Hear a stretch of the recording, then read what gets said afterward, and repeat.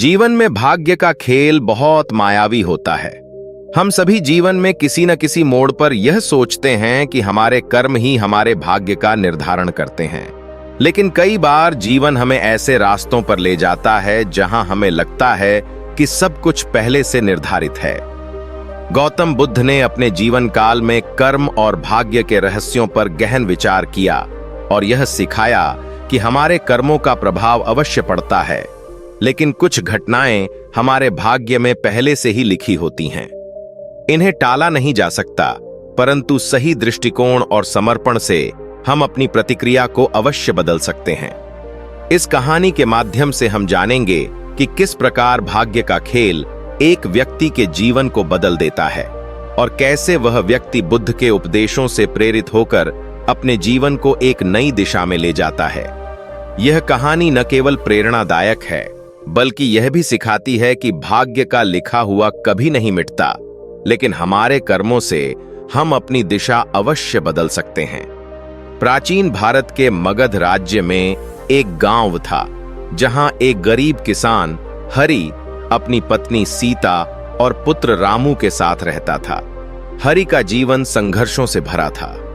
उसने अपने पूरे जीवन में कड़ी मेहनत की थी, परंतु उसकी किस्मत ने कभी उसका साथ नहीं दिया।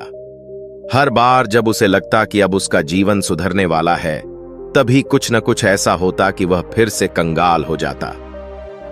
हरि अपने जीवन की इन कठिनाइयों से बहुत निराश हो चुका था। एक दिन जब वह खेत से लौट रहा था, उसने गांव के एक बुजुर्ग को यह कहते सुना, भाग्य का लिखा कोई नहीं मिटा सकता, जो होना है वह होकर ही रहेगा। यह सुनकर हरि के मन में यह विचार आया कि उसकी सारी मेहनत व्यर्थ है, क्योंकि उसका भाग्य पहले से ही तय है। उसने सोचा कि चाहे वह कितनी भी कोशिश कर ले, उसकी गरीबी और कठिनाइयों का अंत नहीं होगा। इसी निराशा के साथ वह घर पहुंचा। उसकी पत्नी सीता ने उसकी हालत देखी और पूछा, क्या बात है, तुम इतने उदास क्यों हो? हरि ने गहरी सांस लेते हुए कहा, मैंने जीवन भर मेहनत की, लेकिन हमें कुछ भी हासिल नहीं हुआ। लगता है हमारा भाग्य ही ऐसा है। अब मैं और कोशिश नहीं करूंगा। सीता, जो बुद्ध के उपदेशों की गहरी अनुयायी थी, ने हरि को समझाते हुए कहा, भाग्य का लिखा तो नहीं मिटाया जा सकता, लेकिन हमारे कर्म हमारे जीवन का मार्ग तय करते हैं। गौतम बुद्ध ने कहा है कि हमें अपने कर्मों पर ध्यान देना चाहिए, न कि भाग्य पर। हरि ने सीता की बातों को सुना, लेकिन उसके मन में अब भी संदेह था। अगले कुछ दिनों में वह पूरी तरह से अपनी मेहनत से उदासीन हो गया और खेतों में काम करना भी बंद कर दिया। वह अब पूरी तरह से मान चुका था कि उसकी गरीबी उसका भाग्य है और उसे इससे छुटकारा पाने का कोई रास्ता नहीं है। कुछ समय बाद गांव में यह खबर फैल गई कि पास के नगर में गौतम बुद्ध का आगमन हुआ है और वे एक सभा करने वाले हैं। सीता ने हरि से कहा, चलो बुद्ध की सभा में चलते हैं, शायद वहां से तुम्हें कुछ मार्गदर्शन मिले और तुम अपने जीवन के प्रति नया दृष्टिकोण पा सको। हरि पहले तो जाने के लिए तैयार नहीं था, लेकिन सीता के बार बार कहने पर वह मान गया।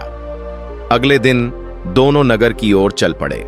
वहां पहुंचने पर उन्होंने देखा कि हजारों लोग बुद्ध की शिक्षा सुनने के लिए एकत्र हुए थे। बुद्ध ने जैसे ही बोलना शुरू किया, हरि का मन उनकी बातों में डूब गया।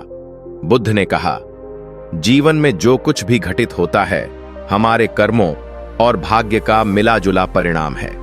कुछ घटनाएं ऐसी होती हैं जो भाग्य में लिखी होती हैं और उन्हें बदला नहीं जा सकता, लेकिन यह भी सत्य है कि हमारे कर्म हमारे जीवन को प्रभावित करते हैं।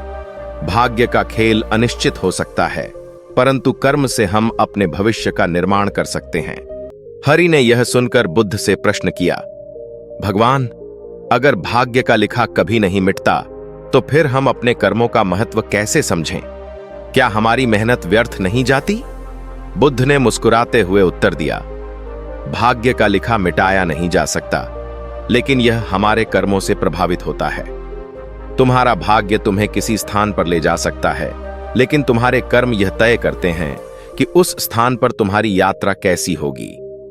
यदि तुम अपने जीवन में अच्छे कर्म करोगे, तो भाग्य भी तुम्हारे अनुकूल हो जाएगा। जीवन में बाधाएं आना निश्चित है, लेकिन कर्म हमें उन बाधाओं को पार करने का साहस देते हैं। हरि ने बुद्ध की इन बातों पर गहराई से विचार किया। उसे यह एहसास हुआ कि उसने अपने भाग्य को लेकर जितनी निराशा पाल ली थी, वह केवल उसके कर्मों की कमी थी। उसने बुद्ध से और मार्गदर्शन मांगा और बुद्ध ने उसे एक कहानी सुनाई। एक बार एक राजकुमार था जिसका भाग्य में लिखा था कि वह 30 साल की उम्र में अपने राज्य को खो देगा। यह भविष्यवाणी सुनकर वह बहुत चिंतित हुआ, लेकिन वह निराश होने के बजाय उसने सोचा कि वह अपनी मेहनत और कर्मों से अपनी किस्मत बदलने की कोशिश करेगा। उसने अपने राज्य की भलाई के लिए निस्वार्थ भाव से काम किया। उसने जनता की सेवा की, गरीबों की मदद की और हर किसी के साथ न्यायपूर्ण व्यवहार किया। 30 साल की उम्र आने पर एक बड़ा संकट आया, लेकिन राजकुमार के अच्छे कर्मों के कारण राज्य की जनता ने उसकी रक्षा की। उसका राज्य बच गया और वह राजा के रूप में सम्मानित हुआ।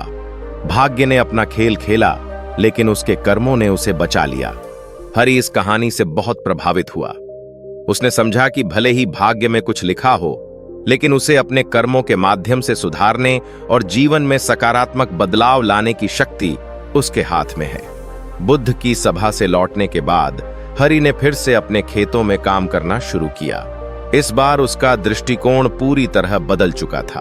वह पहले की तरह निराश नहीं था, बल्कि उसने ठान लिया था कि वह अपने कर्मों के माध्यम से अपने भाग्य को सुधारने की कोशिश करेगा। धीरे धीरे हरि की मेहनत रंग लाने लगी। उसकी फसलें पहले से बेहतर होने लगीं और उसकी आर्थिक स्थिति में भी सुधार आया। हरि ने अपने अनुभव से यह सीखा कि भाग्य का खेल चलने के बावजूद हमारे कर्मों की शक्ति असीमित होती है। कुछ ही वर्षों में हरि का जीवन पूरी तरह से बदल गया। वह अब एक सम्मानित किसान बन चुका था, जिसने अपने कर्मों से अपनी किस्मत को बदल दिया था। गांव के लोग उसकी मेहनत और समर्पण की सराहना करने लगे और हरि के जीवन की कहानी गांव भर में एक प्रेरणा बन गई। हरि ने अपने बेटे रामू को भी यह शिक्षा दी कि जीवन में चाहे कैसी भी परिस्थितियां आएं, हमें कभी हार नहीं माननी चाहिए। भाग्य का लिखा मिटाया नहीं जा सकता, लेकिन हमारे कर्मों के माध्यम से हम अपने जीवन को सकारात्मक दिशा में ले जा सकते हैं। रामू ने अपने पिता की बातें ध्यान से सुनी और अपने जीवन में उन्हें आत्मसात किया। वर्षों बाद रामू ने भी अपने पिता की तरह मेहनत और ईमानदारी से अपने जीवन को सफल बनाया। उसने यह सीखा कि भाग्य का खेल भले ही अनिश्चित हो, लेकिन कर्मों की शक्ति जीवन को संवार सकती है। निष्कर्ष, यह कहानी हमें यह सिखाती है कि जीवन में चाहे भाग्य का खेल कितना भी कठिन क्यों न हो, हमारे कर्म ही हमें उससे उबारने का साधन होते हैं। भाग्य का लिखा कभी नहीं मिटता, लेकिन हमारे कर्मों से हम अपने जीवन की दिशा अवश्य बदल सकते हैं। गौतम बुद्ध की शिक्षाएं हमें यह प्रेरणा देती हैं कि हम अपने कर्मों पर ध्यान दें और जीवन में आने वाली चुनौतियों का सामना साहस और समर्पण से करें।